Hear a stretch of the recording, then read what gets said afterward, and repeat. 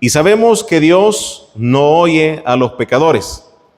Pero si alguno es temeroso de Dios y hace su voluntad, a ese oye. Leámoslo despacio y analicemos.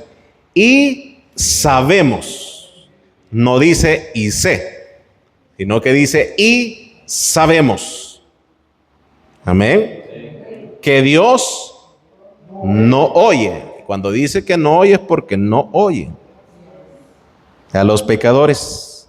Pero si alguno es temeroso de Dios, vea la frase, temeroso de Dios, y hace su voluntad, a ese oye. Señor, te damos esta tarde gracias por la oportunidad que tú nos concedes una vez más, buen Dios, de estar en su casa para poder meditar y compartir en su palabra. Hoy lo que aprendamos, Señor, a través de ella, sea para beneficio de nuestra vida espiritual, que podamos salir de este lugar edificados, que podamos salir de este lugar bendecidos, los que hoy estamos reunidos, Señor Jesús, en esta oportunidad, los que van a oír también, Señor, en su nombre maravilloso. Gracias te damos. Bendice a todos nuestros hermanos, Señor, en esta hermosa y bendecida hora. En el nombre de Jesús. Amén. Vamos a tomar nuestro lugar. Yo sé que ya saludó a su hermano. Vamos a meditar en este versículo y vamos a ampliarlo en esta hermosa y bendecida oportunidad. Quiero, en base a lo que dice el versículo, compartir con ustedes la enseñanza de esta tarde, es la oración de los pecadores. Amén. Y lo primero que dice, Dios no oye a los pecadores. Y lo otro, si alguno es temeroso de Dios y hace su voluntad, a este sí oye. Ahora, el hecho de que Dios responda a una oración no quita que nosotros seamos pecadores, ¿verdad? El hecho de que Dios escuche una oración no quita que nosotros seamos pecadores. Pero el versículo es bien clave. El versículo dice, sabemos. Amén. En esta historia del capítulo 9, usted encuentra a un hombre que es ciego, a un hombre que fue sano porque nació ciego de nacimiento. Y para poder ver esto, dice el verso 1 en adelante lo siguiente. Al pasar Jesús vio a un hombre ciego de nacimiento y le preguntaron sus discípulos diciendo, Rabí, ¿quién pecó, este o sus padres, para que haya nacido ciego? Respondió Jesús, no es que éste pecó, ni sus padres, para que las obras de Dios se manifiesten en él. Amén. No es que éste pecó, ni sus padres, sino para que las obras de Dios se manifiesten en él. Me es necesario, dice, hacer las obras del que me envió, entre tanto que el día dura, la noche viene cuando nadie puede trabajar. Entre tanto que estoy en el mundo, la luz soy del mundo. Dicho esto, escupió en tierra e hizo lodo con la saliva y untó con el lodo los ojos del ciego y le dijo, ve a lavarte en el estanque de Siloé, que traducido es enviado.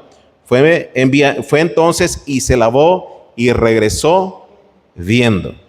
En algunas oportunidades nosotros analizamos la parte de la oración. Recordemos que la oración es la conversación y la comunicación que nosotros tenemos con Dios. Amén. ¿A cuántos nos gusta hablar con Dios? La comunicación y la conversación que nosotros tenemos con Dios. Hay 5 razones por las que las oraciones no son contestadas. La primera es porque somos pecadores sin temor a Dios. Esa es una, porque somos pecadores sin temor a Dios. La segunda, porque nuestras oraciones muchas veces son sin fe. Y la Biblia dice, sin fe es imposible agradar a Dios. Lo tercero, porque tenemos pecados ocultos. Cuarto, por la dureza de nuestro corazón. Y quinto, por la falta del perdón. Ahora, en este versículo que tocamos al principio, la Biblia dice, Dios no oye a los pecadores. Recordemos que esta frase es dicha por un hombre ciego. Él no está diciendo Dios no ve a los pecadores, sino que lo está diciendo desde su experiencia. Y la experiencia de él es Solamente podía oír, pero no podía ver. Es bien interesante que nosotros nos comuniquemos con Dios desde nuestra propia experiencia.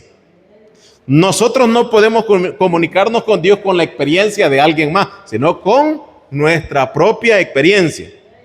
Y ahora dice él, Dios no oye a los pecadores. Y al final, él argumenta, Dios argumenta, nuestro Señor argumenta, que los pecados aumentan en las personas cuando ve. Así, más adelante usted lo lee y así dice la Biblia. Jesús dice que los pecados aumentan cuando nosotros podemos ver. Significa que este hombre tenía los pecados, todos los pecados, tenía menos los pecados de toda aquella gente que podía ver. No los tenía. Amén. Pero sí había oído de Dios. Amén. Ahora, veamos, nosotros cuando vemos este versículo, con nuestra vista nosotros vemos, imaginamos y actuamos. Nuestra vista sirve para eso. Pero Dios nos responde a todas las oraciones. Porque hay algunas oraciones que Dios no las oye. Pero si Dios oye todo, aquí dijo este hombre que Dios no oye a los pecadores. Pero Dios oye todas las oraciones. Pero porque dijo que Dios no oye a los pecadores. Amén. Esta era una frase que era referida estricta y directamente a los fariseos. Los fariseos se sintieron contentos y alegres cuando dijeron, a los pecadores Dios no los oye. Ellos se sintieron contentos cuando el ciego estaba diciendo, los pecadores Dios no los oye. Ahora, imaginémonos nosotros, hay más de 6,000 millones de personas en la tierra. ¿Cuántas oraciones llegan a las oficinas de Dios diario? Amén. Si tuviéramos que imaginarnos un call center donde se reciben las llamadas de una sola empresa, ¿cuántas llamadas reciben al día? Algunas veces se saturan los lugares de tanta llamada y ya no pueden responderle a nadie. ¿Cuántas oraciones no llegan a Dios y cuántas sí llegan a Dios? Eso, si usted se lo imagina, eso es algo que no tiene una explicación razonable a nuestra lógica. Pero, ¿qué pasaría si Dios respondiera a toditas las oraciones que se hacen? Sería un caos. El mundo sería un caos.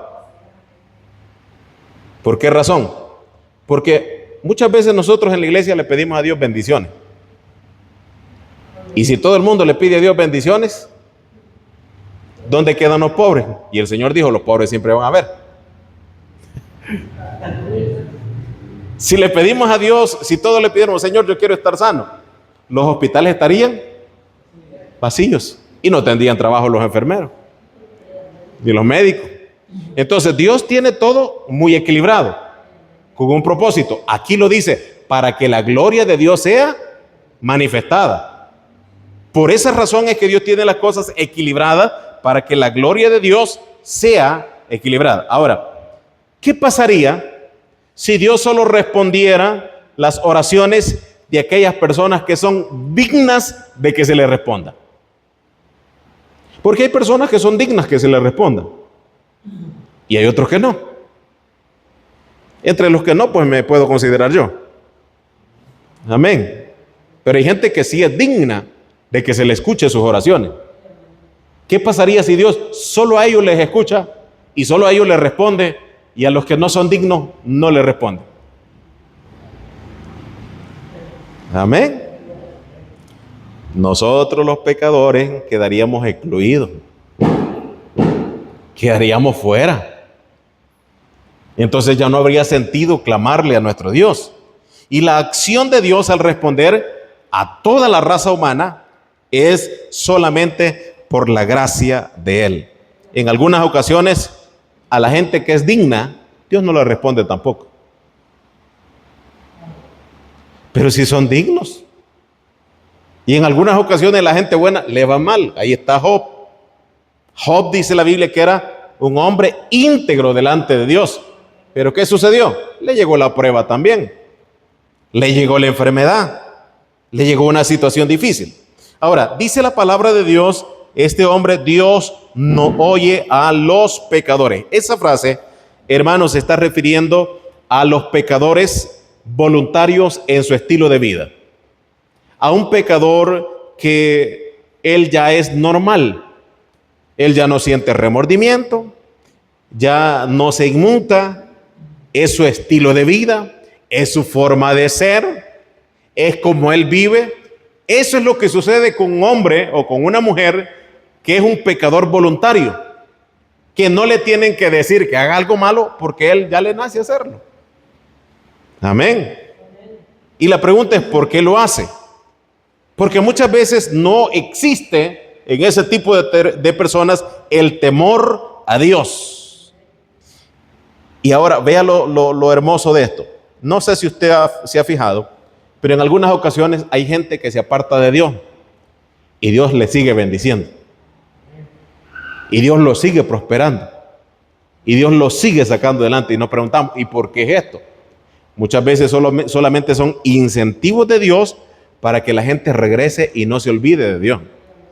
Pero algunas veces esos incentivos a la gente no le sirven, porque solamente se logra aprovechar de ello y se aparta de Dios. Ahora, el hecho de que Dios responda las oraciones de alguien que peca voluntariamente no significa que Dios aprueba su comportamiento. ¿Sí me doy a entender? El hecho de que Dios responda las oraciones de alguien no significa que Dios apruebe el comportamiento. Cuando una persona es pecadora voluntaria y Dios responde a las peticiones, no significa que Dios esté de acuerdo con el comportamiento.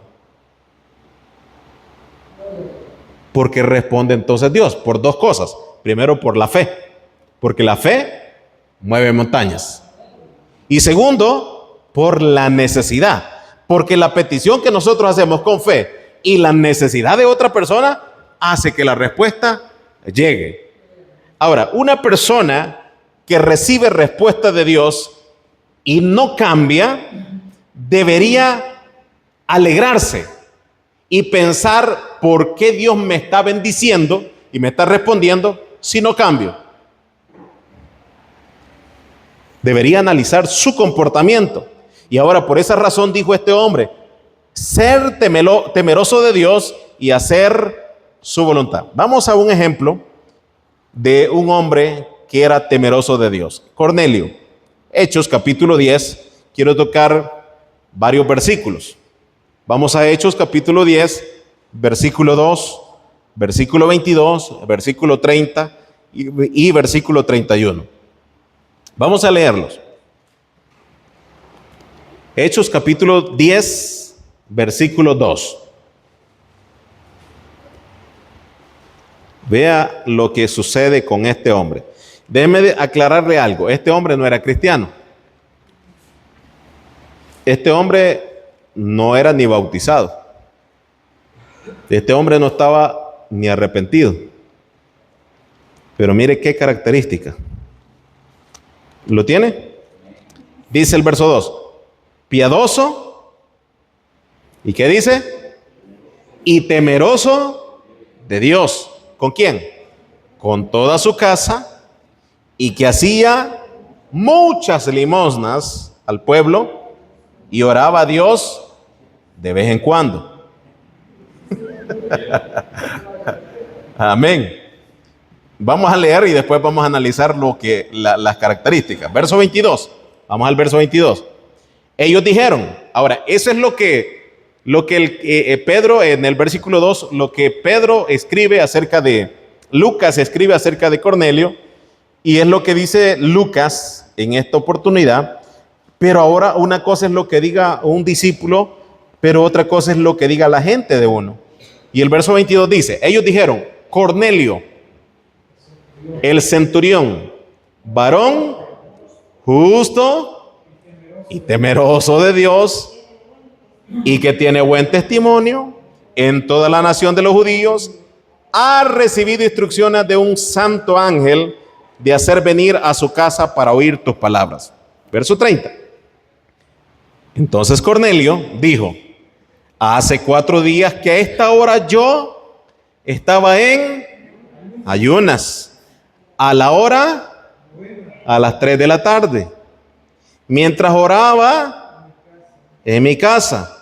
Vi que se puso delante de mí un varón con vestido resplandeciente y dijo: Cornelio, tu oración ha sido oída y tus limosnas han sido recordadas delante de Dios.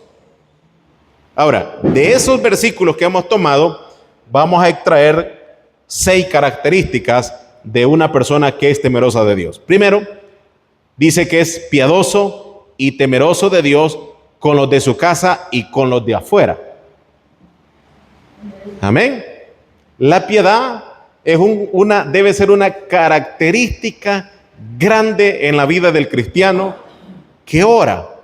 Porque dice la Biblia, grande es el misterio de la piedad. Y la piedad es un perdón grande, es una misericordia grande.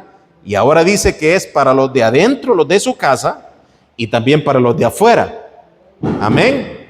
El segundo punto que menciona la Biblia es que este hombre daba limosnas, era un hombre generoso.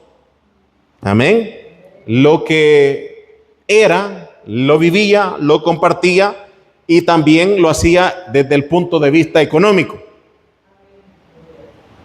Porque nosotros podemos cumplir todas las características de Cornelio, pero esa parte de dar limosna se nos hace difícil. Amén. Vamos al siguiente. Oraba a Dios siempre. Amén. ¿Cuándo dice? Siempre. ¿Qué significa eso? En todo momento, en todo tiempo y en todo lugar. Una vida constante de oración. Pero aquí viene la otra parte. Varón justo. Si la Biblia dice que no hay ni uno solo, ¿por qué a Cornelio, que no era ni cristiano, se le llama varón justo? Amén. ¿Por qué a Cornelio se le llama que era justo y no era cristiano? Porque justo es ponerse del lado correcto, del lado de hacer la verdad. Un hombre recto delante de la presencia de Dios. Y esa es la cualidad, hacer lo correcto. Quien nos vea hacer siempre lo correcto. Y lo que continúa dice que era de buen testimonio, de adentro y de afuera. En la casa nos conocen y saben el testimonio que podemos nosotros dar, pero queda el testimonio de fuera. O podemos dar un buen testimonio afuera, pero en la casa es otro. Y aquí las dos cosas tienen que combinar: testimonio de dentro y testimonio fuera. Y ahora dice la Biblia, ayunaba. Eran las 3 de la tarde cuando este hombre todavía estaba en ayuno y no era cristiano. Ahora, preguntémonos, Dios no oye a los pecadores, pero si alguno es temeroso, si alguno es Cornelio, ¿será que le llegamos algo cerquita a Cornelio?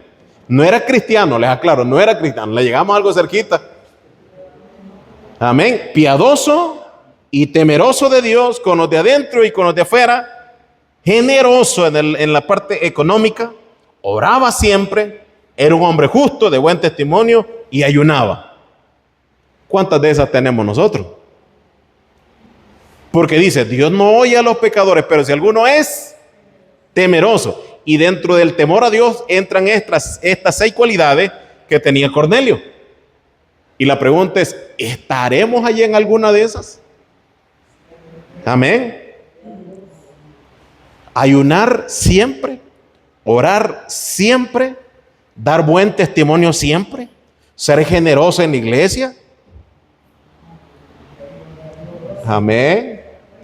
Ser generoso afuera, ser generoso con la familia, ser generoso con los necesitados. No solamente con los de afuera, porque como ya dije el domingo, muchas veces somos candil de la calle y oscuridad de la casa. Tiene que ser parejo en todo lugar.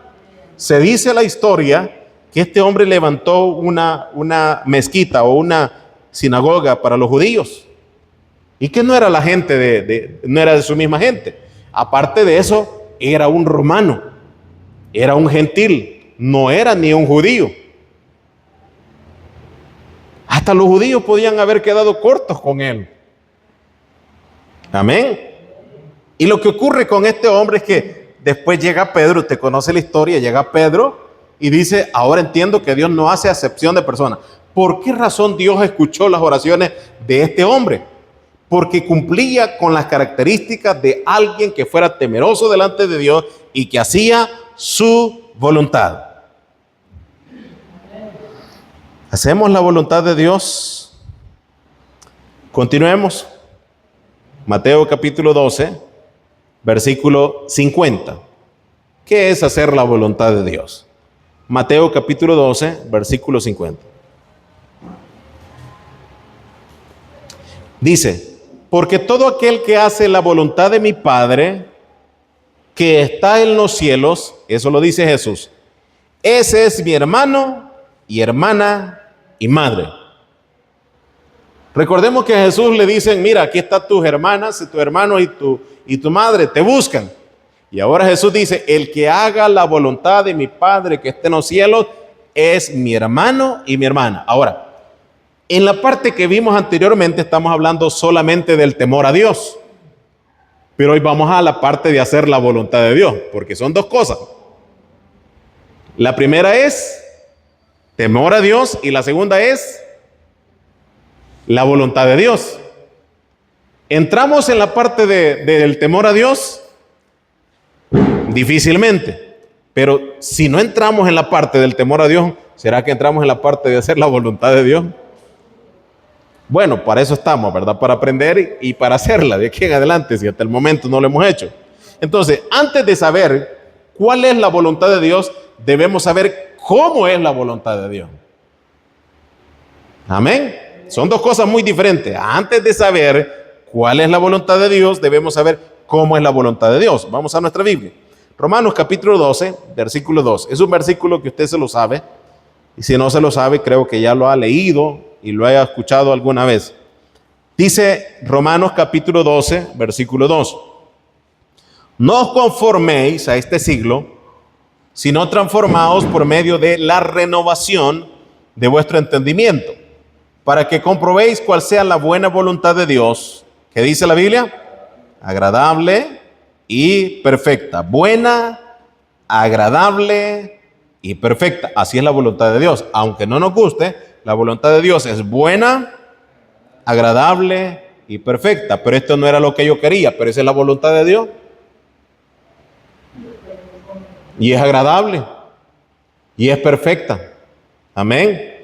Pero no es lo que yo esperaba, pero así es la voluntad de Dios. Ahora, hay dos situaciones que necesitamos conocer en la voluntad de Dios. Está la voluntad de Dios que es absoluta y está la voluntad de Dios permisible.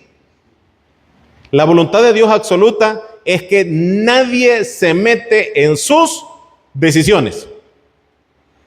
Y en la voluntad permisible es que Dios permite que algunas cosas o algunas personas se metan para afectarnos la vida, aunque no nos guste, pero al final se termina siendo la voluntad de Dios.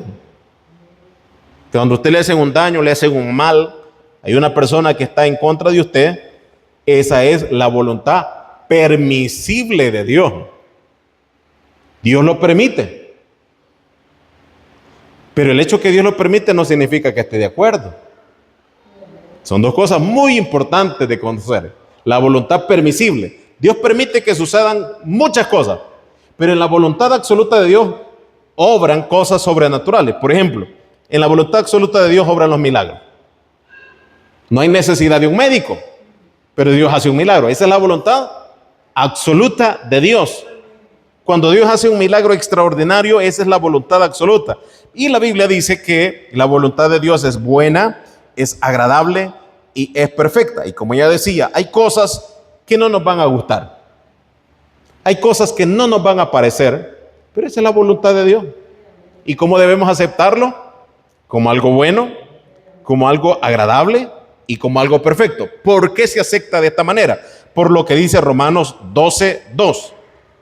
No os conforméis a este siglo, sino transformaos por medio de la renovación de vuestro entendimiento. Cuando nuestro entendimiento está transformado y está renovado, aceptamos la voluntad de Dios como buena, como perfecta y como agradable. Amén. Cuando nuestra mente está renovada, lo aceptamos de esa manera. Esto es bueno. Y aunque nos estemos muriendo. Amén. Ahora, la voluntad de Dios está resumida en un solo versículo. Le voy a explicar lo que dice Hechos 2:38. Ahí está resumida la voluntad de Dios. Usted lo sabe bien. Hechos 2:38. De memoria.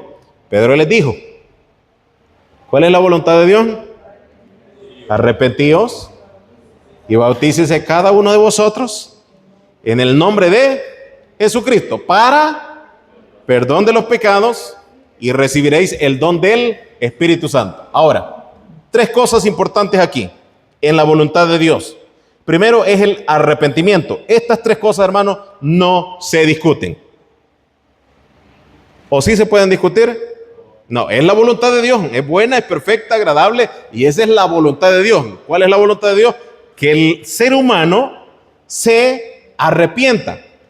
¿Por qué razón llegamos hasta Hechos 2:38 pasando por todo el proceso ahí? Porque primero dice que debemos ser temerosos de Dios. Pero si usted ve lo que ocurre con Cornelio, él necesitaba bautizarse. Él necesitaba el arrepentimiento. Él necesitaba el Espíritu Santo sobre su vida.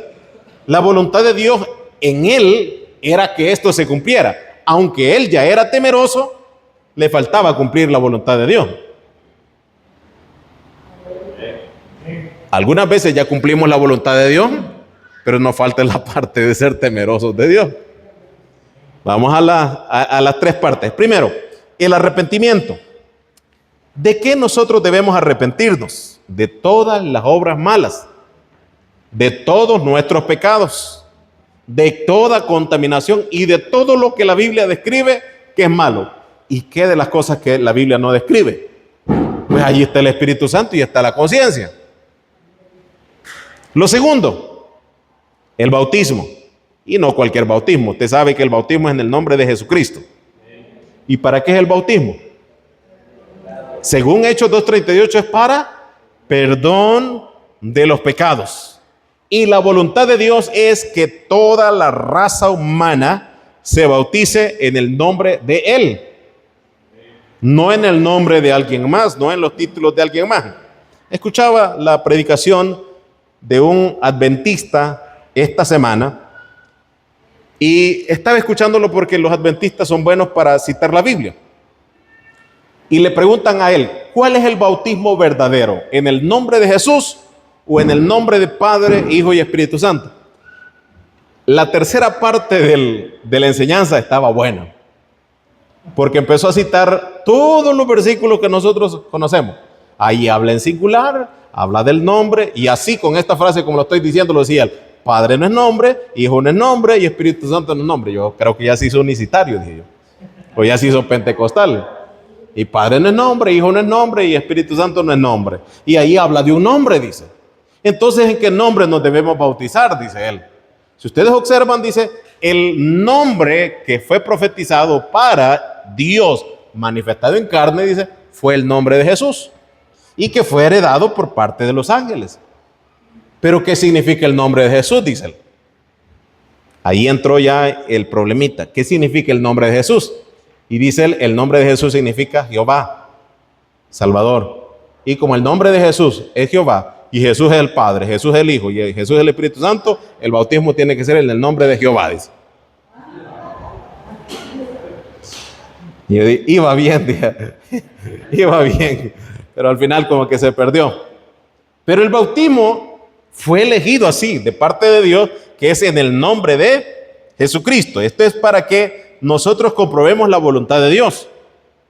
Y la voluntad de Dios es que toda la raza humana, a partir del tiempo de la dispensación de la gracia, sea bautizado en ese nombre, que es sobre todo nombre.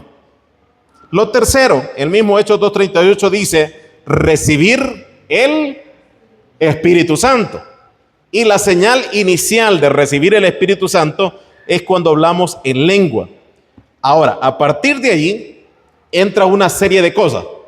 El hecho de que una persona sea temerosa de Dios y que haga la voluntad de Dios no significa que ahí se completó todo. Porque si la persona muere en ese momento, gloria a Dios. Pero si no se muere, ahí nos toca remar. Ahora, el fruto del Espíritu es el resultado de hacer la voluntad de Dios. Amén.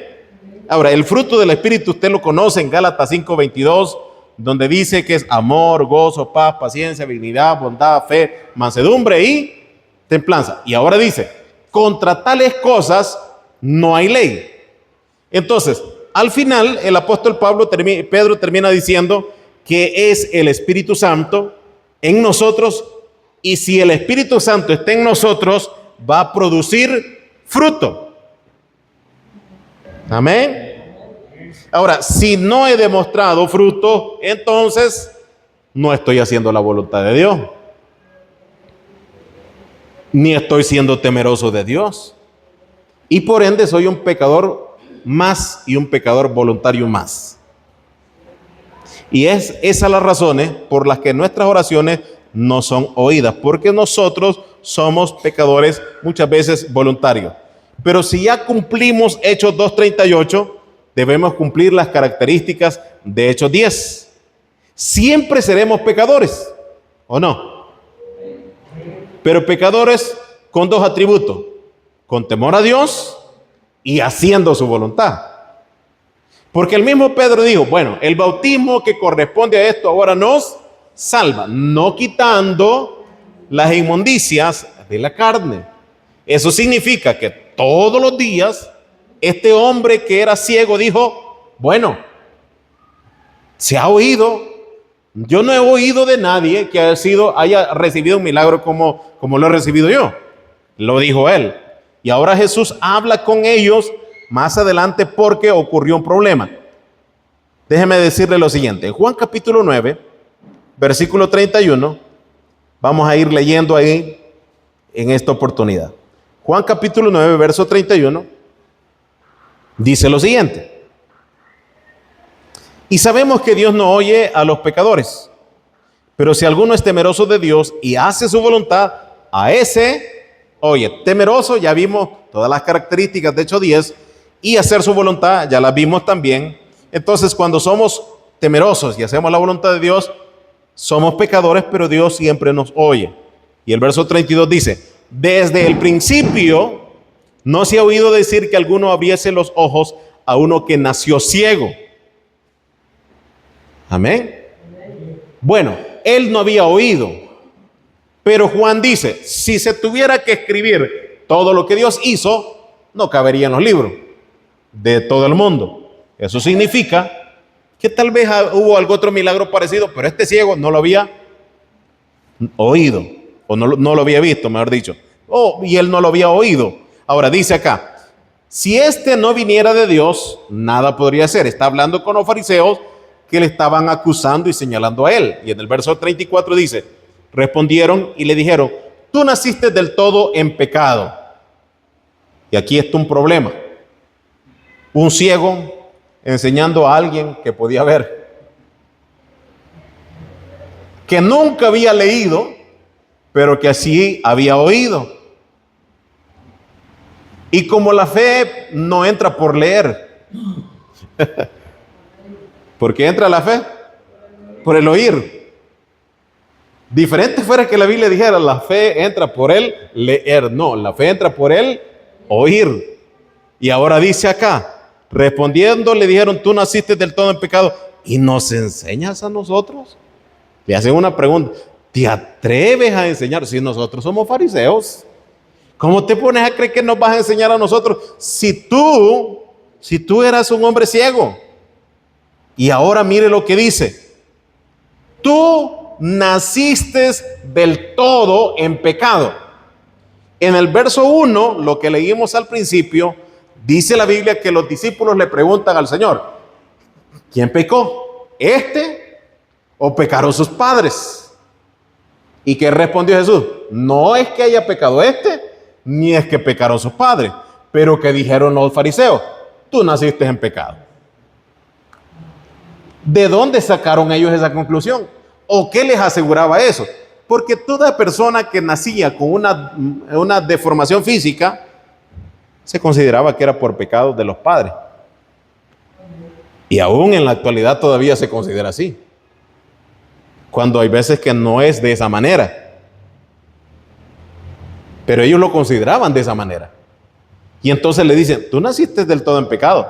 Le están diciendo, tú eras un hombre ciego, naciste en pecado y todavía te atreves a enseñarnos a nosotros, que somos los fariseos, los maestros de la ley. ¿Cómo te atreves a enseñarnos a nosotros? Y ahora dice la Biblia al final del versículo 34, y le expulsaron. Amén. Lo corrieron. Recordemos que este milagro surgió en un día de reposo. Y en el día de reposo, ¿qué se hacía? Se iba al templo y se iba a adorar y se iba a glorificar a Dios en el día de reposo. Y si fue sano en el día de reposo, en agradecimiento, ¿qué hizo este hombre? Se fue para el templo. Pero del templo lo sacaron porque se dieron cuenta que Jesús estaba haciendo milagro en un día de reposo. Pero aquí viene lo hermoso, verso 35. Oyó Jesús que le habían expulsado y hallándole le dijo, ¿crees tú en el Hijo de Dios? Recordemos que el Hijo de Dios era el título que el César se atribuía para él mismo. Y este hombre, según el verso 36, no había oído ni sabía quién era el Hijo de Dios. Pero aquí viene una revelación grande de parte de nuestro Señor Jesús para este hombre. Respondiendo él y dijo, ¿quién es, Señor, para que crean él? Le está preguntando a Jesús, ¿cómo puedo hacer para conocerlo? ¿O quién es? Nadie me ha hablado de él, no sé, no lo conozco, no sé qué pasaría con él. ¿Quién es, Señor? Muéstramelo, enséñamelo para que crea en él. Le pregunta al Señor, ¿quién es para que crea en él? Y como nunca le había visto y nunca había oído, ¿qué ocurre acá? Le dijo Jesús, pues, no le dice, le has oído. ¿Qué le dijo? Le has visto. ¿Por qué? Porque el milagro fue hecho en su vista. Y ahora le dice, le has visto y el que habla contigo. Ahora, si usted recuerda a la mujer samaritana, se le reveló quién era Jesús. A Pedro se le reveló quién era Jesús. Y ahora se le está revelando a un hombre que era ciego, se le está revelando quién era Jesús. Y cuando le dice Jesús, le has visto y el que habla contigo, él dijo, creo, Señor. Y ¿y qué sucede? Y le adoró. Ahora, el problema de los fariseos es que no querían que a nadie más se le diera gloria. Y esto es bien interesante, porque en la Biblia nos enseña que solamente a Dios se le da gloria. Pero Jesús no rechazó la gloria. ¿Qué nos indica eso? Que Jesús es Dios sobre todas las cosas. Amén. Ahora, esa frase que sacó el ciego, que él mismo dijo, ¿quién es él para que yo crea? ¿Quién es para que yo crea? No lo conocía. Y así pasaba con nosotros. Nosotros no le conocíamos.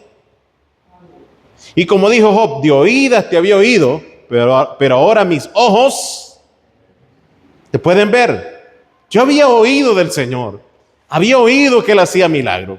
Había oído que Él hacía maravilla. Pero ahora, dice Job, me doy cuenta que Él es. Y que estoy frente a Él. Y que Él puede hacer grandes cosas conmigo. Pero este hombre no lo conocía como hijo de Dios. Grábese esa parte muy interesante. Este ciego no conocía a Jesús como el Hijo de Dios. Amén. No lo conocía como el Hijo de Dios, pero sí conocía a Dios. No lo conocía como Hijo de Dios porque no lo podía ver, pero sí conocía a Dios. Sabía que había un Dios, sabía que ese Dios era real y sabía que ese Dios era poderoso. El problema es como él no podía verlo y como él no podía saberlo por su ceguera, fue necesario que Dios hiciera un milagro de sanidad en su vista para que él se diera cuenta de quién era Jesús. Y por esa razón él dice, él responde en el versículo inicial que tomamos, él responde con toda sinceridad y con toda verdad diciendo, Dios no oye a los pecadores, pero si alguno es temeroso de Dios y hace su voluntad, a este sí oye. ¿De quién estaba hablando este hombre? Estaba hablando de él mismo, no estaba hablando de alguien más. Podemos deducir entonces, aunque la Biblia no lo menciona, podemos deducir entonces que este hombre, aunque era ciego, creía en Dios y más de alguna vez por su mente pasó, Señor, ojalá hicieras el milagro de sanarme en mi vista. ¿No lo considera así usted? Amén. Y ahora Jesús le dice, ¿le has visto? Y ahora también le dice, y Él habla contigo. Es un privilegio enorme. ¿Por qué razón? Porque era ciego, era pecador. Pero el que fuera ciego y era pecador no le quitaba que fuera temeroso de Dios. Y no le quitaba que hiciera la voluntad de Dios. Ahora, ¿qué logró este hombre entonces al ser temeroso de Dios y hacer la voluntad de Dios? Logró ver a Dios manifestado en carne. ¿Qué vamos a lograr nosotros si somos temerosos de Dios y hacemos la voluntad de Dios? Ver un día a Dios manifestado en carne cuando Él venga por su iglesia. Eso es lo que nosotros vamos a lograr si somos temerosos de Dios. Y yo no sé si usted quiere ver a Dios, pero yo sí quiero verlo un día. Al igual como dice el cántico, oh, sí quiero ver al Salvador. Y ahora quiero terminar leyendo lo que ocurre con este hombre en esta oportunidad. Dice la palabra de Dios que Jesús le dijo, amén, verso 39, 9:39 de Juan. Dijo Jesús, para juicio he venido yo a este mundo para que los que no ven, vean, y los que ven, sean cegados. Entonces algunos de los fariseos que estaban con él, que dice ahí, no dice al ver, sino que dice al oír. Esto le dijeron, ¿acaso nosotros somos también ciegos? Jesús le respondió, si fueran ciegos, no tendrían pecado. Amén. Mas ahora, porque decís vemos, vuestro pecado permanece. Ahora, las limitantes y las dificultades de ciertas personas logra hacer que esa gente reciba milagros más grandes que una persona que tiene todas sus capacidades. ¿Por qué razón? Porque logran ser más temerosos de Dios que una persona que tiene todas sus capacidades físicas completas. A un hombre le entrevistaron en una oportunidad que se arrastraba, literalmente él se arrastraba en el suelo. Y él andaba pidiendo, y andaba con sus pedazos de llanta en las rodillas y en las manos para poder caminar. Y le preguntaron, ¿dónde vivís? No tengo dónde vivir. Vivo bajo los puentes. ¿Y qué comes? Cuando puedo, como algo, y si no, pues así me duermo, no hay problema. Y le dice, ¿no has pensado alguna vez la vida que llevas en quitarte la vida y morir por la condición en que estás? Y él se puso a reír, dice, no, si la vida es lo más hermoso que hay que darle gracias a Dios por la vida. Y muchas veces nosotros teniéndolo todo nos quejamos. Por eso dice la Biblia que este hombre dijo, si alguno es temeroso de Dios y hace su voluntad, a este sí oye. Ahora, para ser temerosos de Dios y hacer su voluntad, nosotros debemos acercarnos siempre a Dios, porque cuando nosotros nos acercamos a Dios, nos alejamos del pecado. Pero si nos acercamos al pecado, nos alejamos de Dios y terminamos no haciendo la voluntad de Dios, sino haciendo la voluntad nuestra. Ahora, ¿cómo es entonces la oración de un pecador? El salmista David hizo una oración de arrepentimiento, de plegaria, perdón, purificación, de misericordia a Dios. Y quiero que la leamos. En el capítulo 51 de Mateo, de Salmos, Salmo 51 encontramos esa oración. David hace una oración que debe a nosotros ponernos a pensar. ¿Será que hemos hecho esta oración nosotros en algún momento? Esta es la oración de una persona que es pecadora. Y uno de los problemas que nosotros tenemos al momento de orar, siempre lo recalco y lo digo, es que nosotros empezamos a pedir y a pedirle a Dios.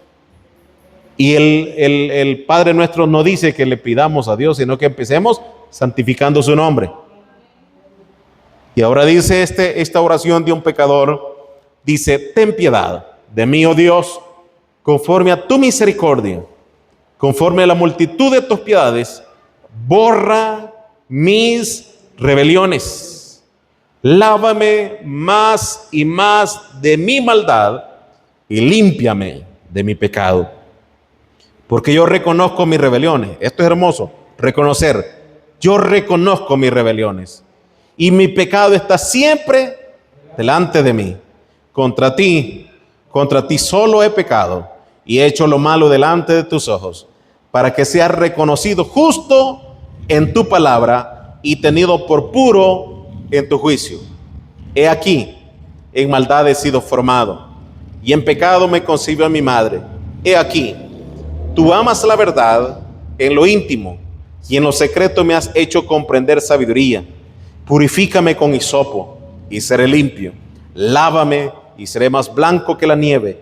Hazme oír gozo y alegría, y se recrearán los huesos que has abatido. Esconde tu rostro de mis pecados, y borra todas mis maldades. Crea en mí, oh Dios, un corazón como limpio, y renueva un espíritu recto dentro de mí. No me eches de delante de ti, y no me quites de mí tu Santo Espíritu. Vuélveme el gozo de tu salvación, y espíritu noble me sustente. Hasta entonces enseñaré a los transgresores tus caminos, y los pecadores se convertirán a ti. Líbrame de homicidios, oh Dios, Dios de mi salvación. Cantará mi lengua tu justicia.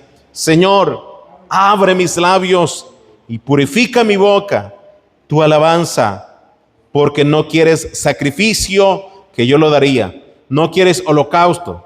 Los sacrificios de Dios son el espíritu quebrantado. Al corazón contrito y humillado no lo despreciarás tú, oh Dios. Haz bien con tu benevolencia a Sión. Edifica los muros de Jerusalén. Entonces te alegrarán los sacrificios de justicia, el holocausto, ofrenda del todo quemada. Entonces ofrecerán becerro sobre tu altar. Este salmo es considerado un salmo de plegaria, de arrepentimiento a Dios.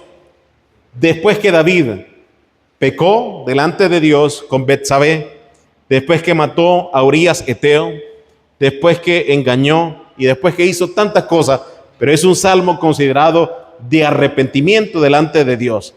Y lo que me agrada de este salmo es que él dice que le pide a Dios que lo lave y que lo purifique y que lo haga con hisopo.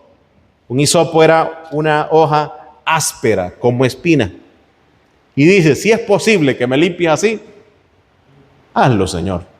Purifícame, lávame más y más de mi maldad. Ahora, esta oración que hace David le consideró a él ser un hombre temeroso de Dios, y le consideró a él ser un hombre que hacía la voluntad de Dios, y por esa razón Dios le respondía. Porque él no solamente pide: Señor, perdóname, y se queda hasta ahí nomás. El salmo tiene un cambio, tiene una variación donde él dice: devuélveme el gozo de mi salvación.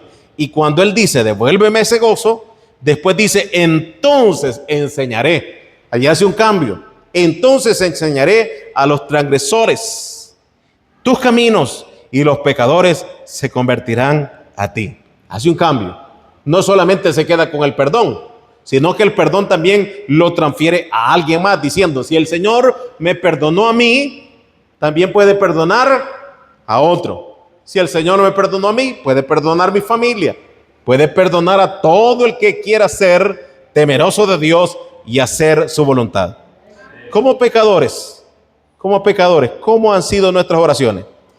¿Han sido oraciones de justos? ¿Oraciones de gente temerosa? ¿Oraciones de fariseos? ¿U oraciones de pecadores? ¿Cómo han sido nuestras oraciones? Hemos hecho oraciones de todo. ¿O no es cierto? Hemos hecho oraciones de todo. Pero ¿qué dice la Biblia? Si alguno es temeroso de Dios y hace su voluntad, a este sí oye. Y todos nosotros necesitamos que Dios nos oiga. Pero segundo Crónicas 7:14 dice, si se humillare mi pueblo, sobre el cual mi nombre, no dice sobre cualquier persona, sino mi nombre es invocado, y oraren y buscaren mi rostro y se convirtieran de sus malos caminos, entonces yo oiré de los cielos, perdonaré sus pecados y sanaré su tierra. Y ahora estarán atentos mis oídos a la oración en este lugar. Es bien interesante que los oídos de nuestro Dios estén atentos a la oración que nosotros hagamos delante de Él. Démosle un fuerte aplauso a nuestro Señor en esta oportunidad. Póngase sobre sus pies. Oramos al Señor en esta hermosa y bendecida oportunidad.